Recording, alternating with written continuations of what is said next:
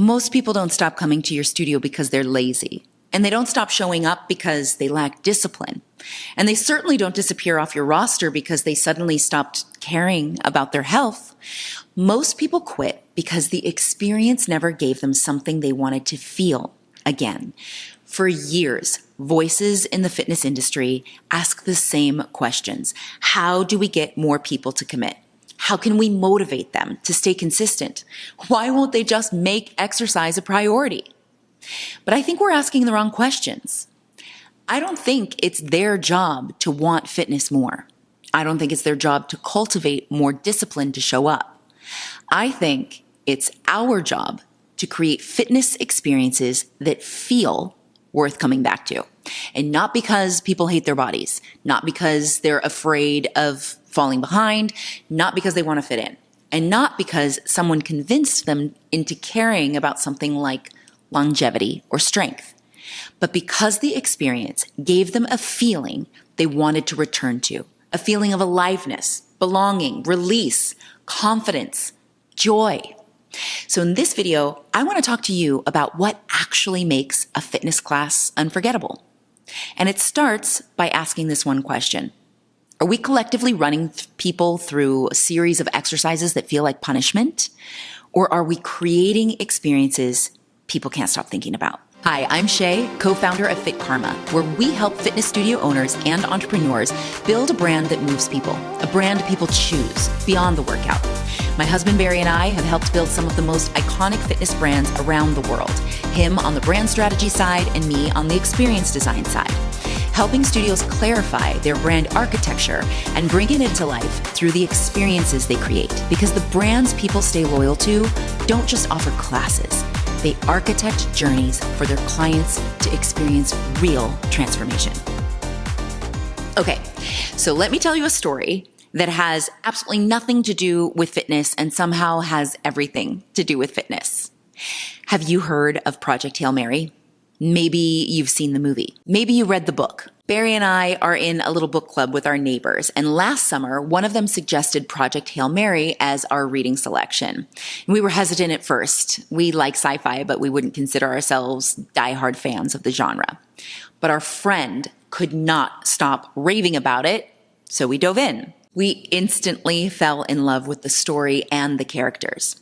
And about halfway through reading the book, we learned that the film, starring Ryan Gosling, was going to be released this spring. There was a lot of hype built up before the release. You'd see a preview for it before another movie in the theater, and people who had read the book would cheer and clap and yell, "Best book ever!"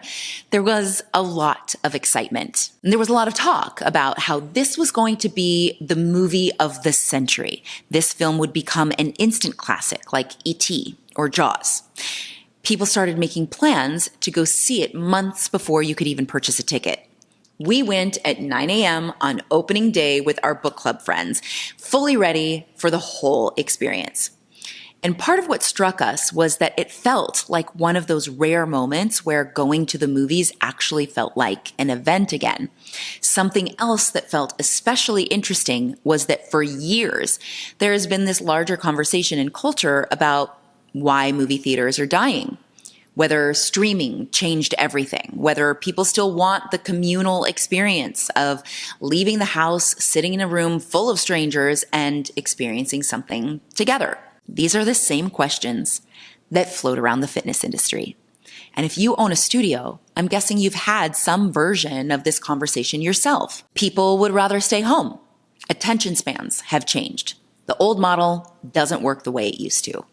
Why would anyone pay for a gym membership or a class pack when they can watch a Peloton workout from their house? And then along came Project Hail Mary.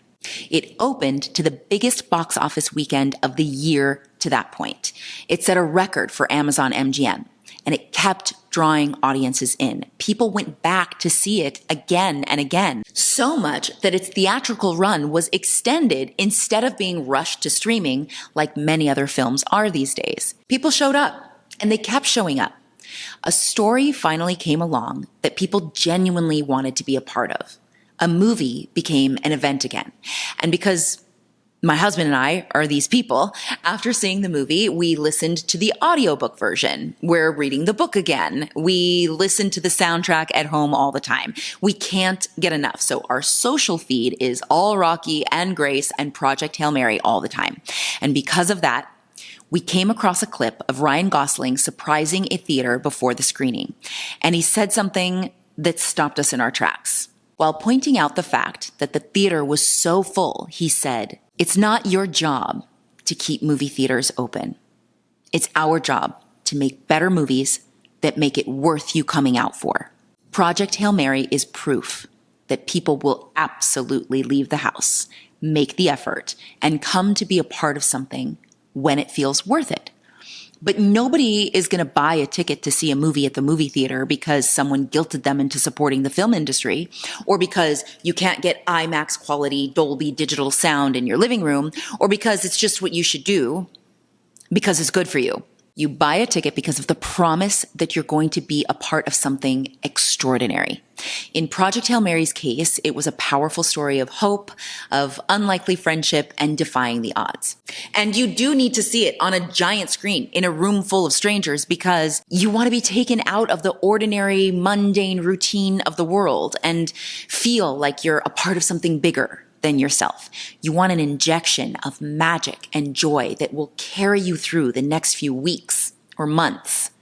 You want to belong to the moment and the meaning behind it. It shapes your identity. I'm a person that saw Project Hail Mary at 9 a.m. on a Friday morning.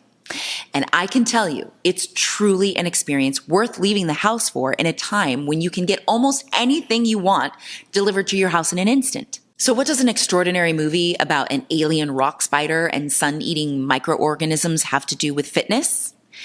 There are a lot of parallels here. First, we were introduced to the story by word of mouth, a friend who could not stop raving about it. Next, the marketing for the film really drew us in and got us excited about seeing it in the theater. And most important, the experience 100% lived up to the hype that the marketing campaign promised. And now I'm here to tell you and everyone else I know how amazing it is. For a long time, the fitness industry has been operating from a very similar assumption that the movie theater industry has made. That if people aren't coming into the clubs and studios anymore, it's because they can do it at home.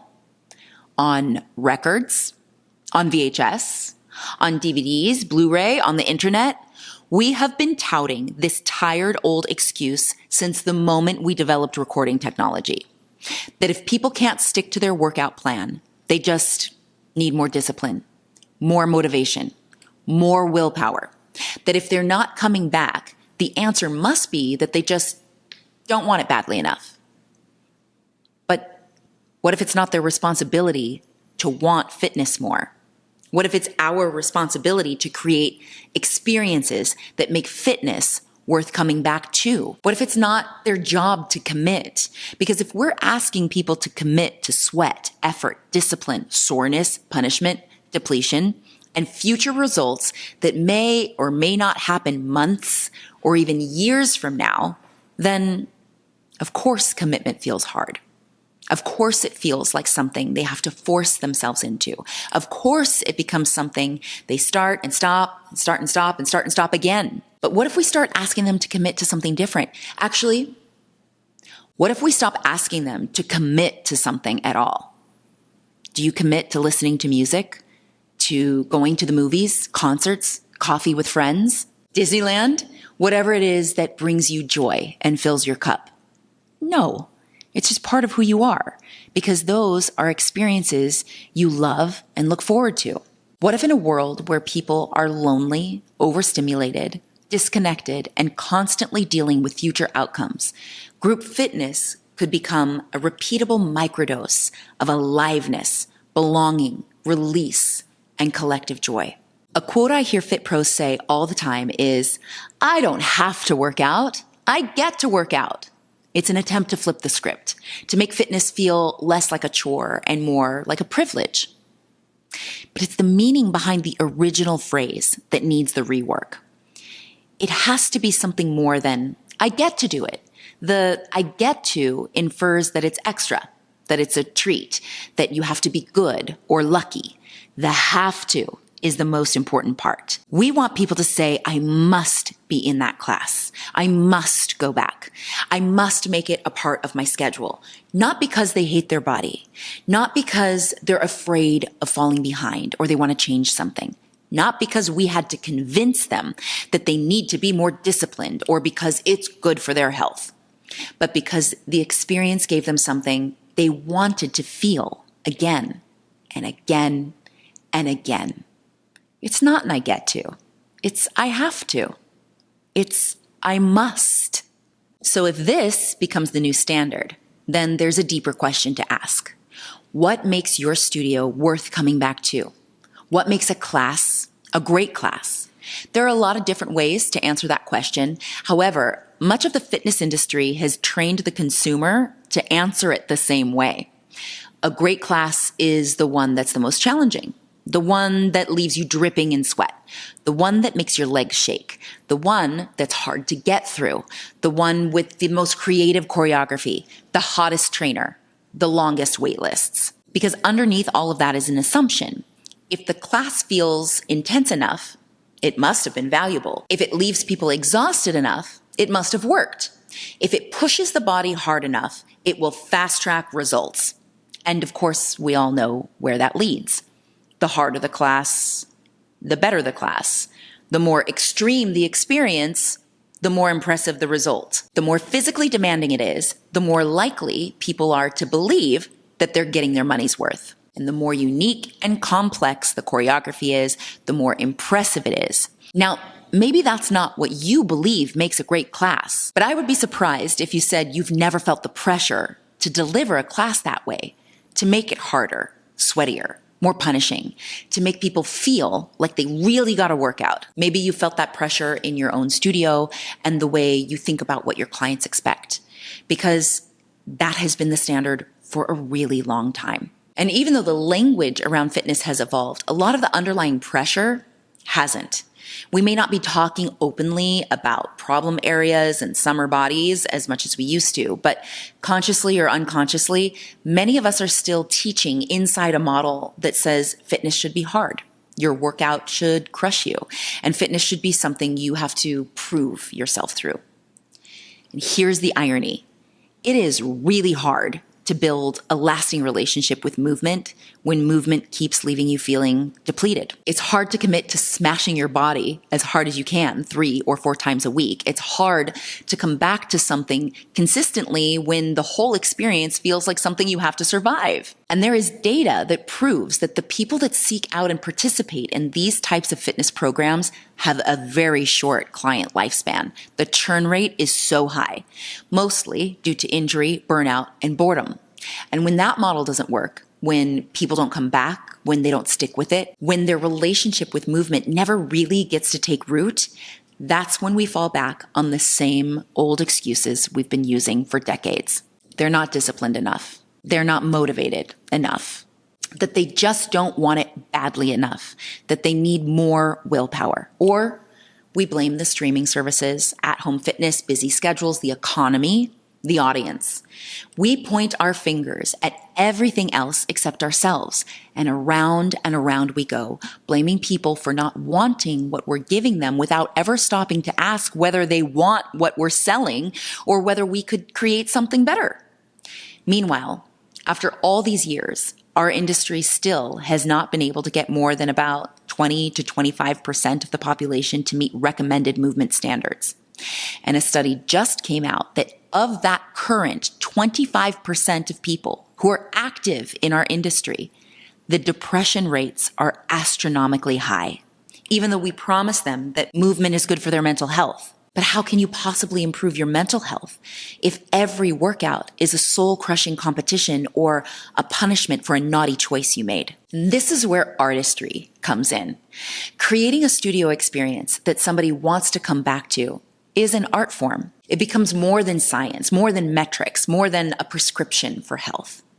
Now, maybe it's because I grew up in a family full of artists and musicians who were also fierce businessmen and women and entrepreneurs, but I believe everything is a work of art. How you run your business is an art. The copy on your website is an art. Your class menu, your instructor training, your programming, your playlists, your coaching standards, how your team teaches and connects with people. That's an art form. Art is what moves people. It's what makes us feel something. Art is what gives something meaning, perspective, a point of view, and a feeling that you want to return to. I'll take you back to space for a moment. Why do you think we were so captivated by the Artemis II mission?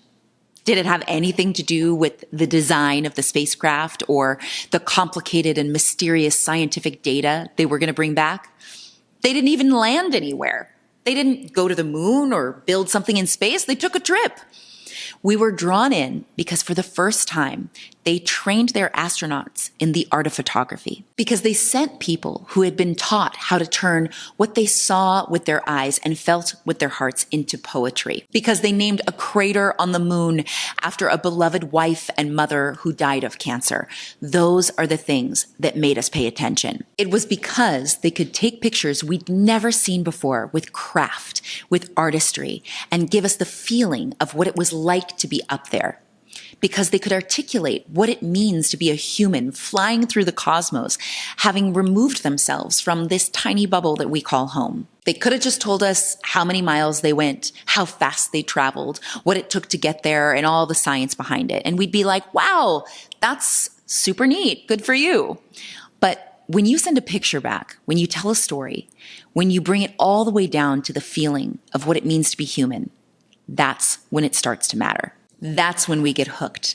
That's when we all want to buy plushies of Rise, which people are buying as a physical reminder of a moment in time because of the meaning attached to it. We're probably going to be talking about this moon mission more than any other space adventure for a really long time, because it wasn't just facts and information. It was more than science. It had meaning. You have such a cool job.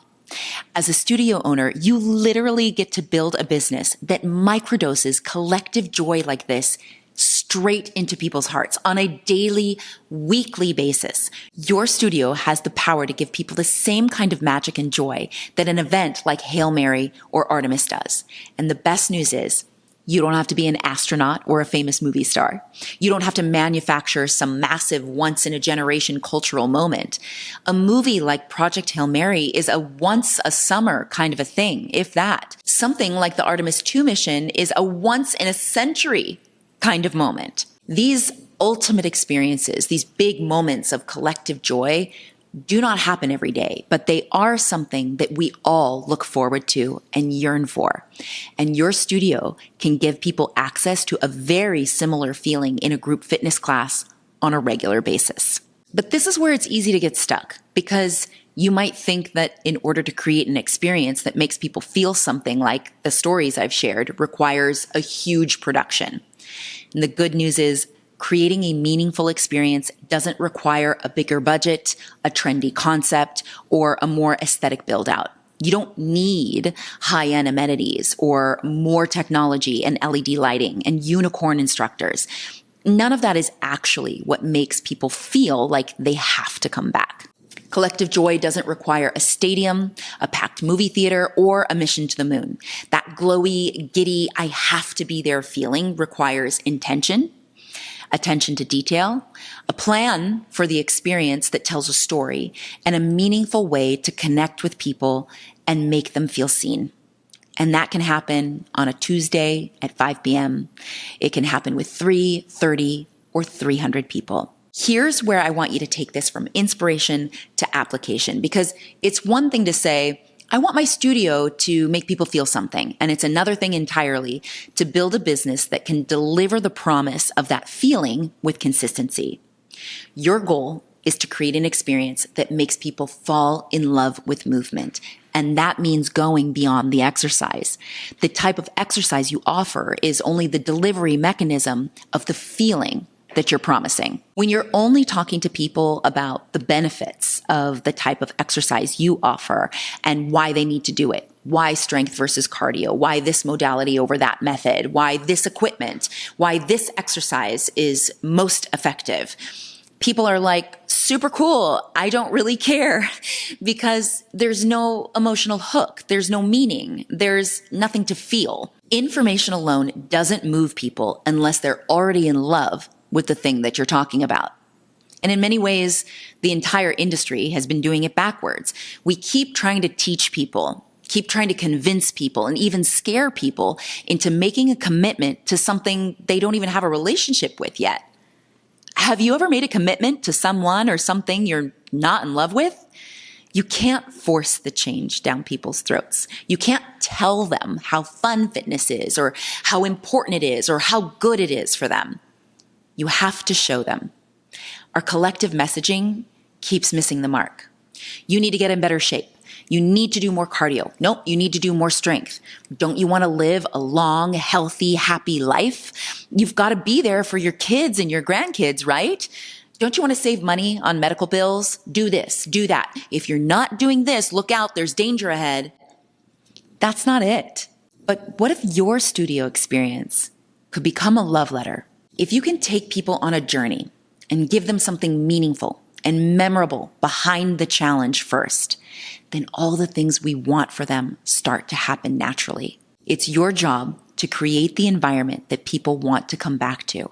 And once someone falls in love with movement, once they have a relationship with it, once your studio becomes associated with a feeling of aliveness, belonging, confidence, release, joy, or strength, then all of the deeper outcomes we care about finally have a chance to happen. Stop focusing on trying to change people or convince them into changing. Create an environment where the change is inevitable. Build the container where it's impossible for the change not to happen. Create the type of environment where your people say, I must be there. Because when your clients begin to feel so alive, so connected, so seen, so strong, then guess what? Their heart gets healthier. Their muscles get stronger. Their bones get denser. They have more capacity, less stress. They make better choices for themselves. So now they have a real shot at longevity. They're in love with their movement practice, and they will naturally want to learn more. The outcomes you keep trying to sell become inevitable. Not because you forced them, guilted them, or educated them enough. Not because you made the class harder and louder or more complex, but because the experience gave them something that they wanted to feel again and again and again. And that is why this work has to go beyond the science of physical fitness. It has to go beyond the dogma of whatever modality you offer. And it has to go beyond trends. Because what people seek out over and over again is not just utility. People connect with stories. They seek out immersive experiences. They look out and long for places where they feel connected to something larger than themselves, something that helps them feel like they belong, something that helps them envision a better version of themselves. And group fitness is one of the most powerful environments in the world for all of those things to happen, but only if you design for it.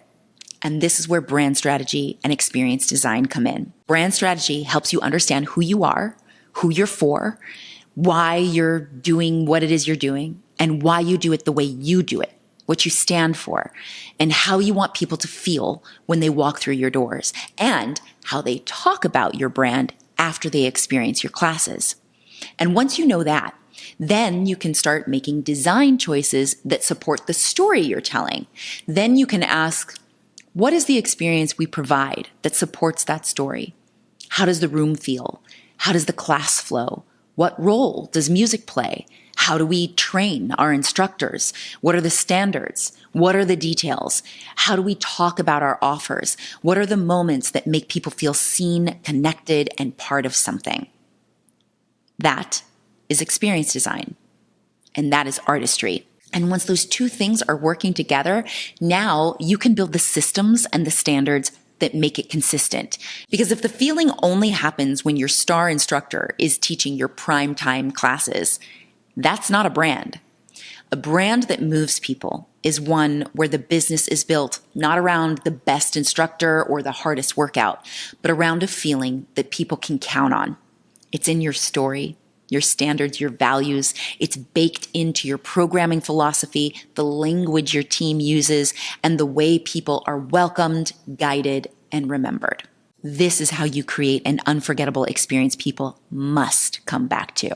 It won't work on charisma and hype alone, or by hoping that your team just gets it, but by creating a clear emotional promise and building the systems that help your whole team deliver it.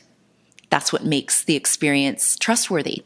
That's what makes it scalable. That's what makes it feel like more than a workout. This is how you make your studio experience feel like a work of art. This is how you accept the challenge to make something worth coming back to, that people must come in for. And the beautiful thing is, it can be simple. Simple doesn't mean boring. Simple doesn't mean lazy. Simple doesn't mean forgotten. Did you see Justin Bieber's Coachella performance this year? People questioned its simplicity, but its simplicity was striking, meaningful, intentional, and deeply memorable. What matters is not whether it's flashy. What matters is whether it's aligned, whether it tells a story and supports the identity your people are stepping into, and whether it gives them something they can't get from a random workout at home. And that is why we do the work we do at Fitcarma.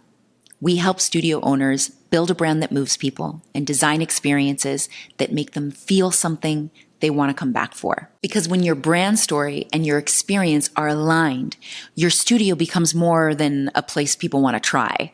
It becomes the place they return to and talk about, a place they feel like they belong to, a place that means something in their life. So if this resonates with you, and you know your studio has more potential than just good workouts, you're in the right place. This is what we talk about here all the time. The art behind the science, the story behind the brand, the systems behind the magic of the experience. So if this resonates, please hit subscribe. And if you're listening and you already know that this is the kind of work your studio needs right now, there's a link below to book a free fit call with us. Because your studio matters, your standards matter, your story matters, your community matters, and your artistry matters. In a world where people are lonely, overstimulated, disconnected, and constantly chasing future outcomes, that might be one of the most powerful things fitness can offer. A repeatable microdose of aliveness, belonging, release, and collective joy. Thank you so much for watching. Until next time, get out there and make them feel something they'll never forget.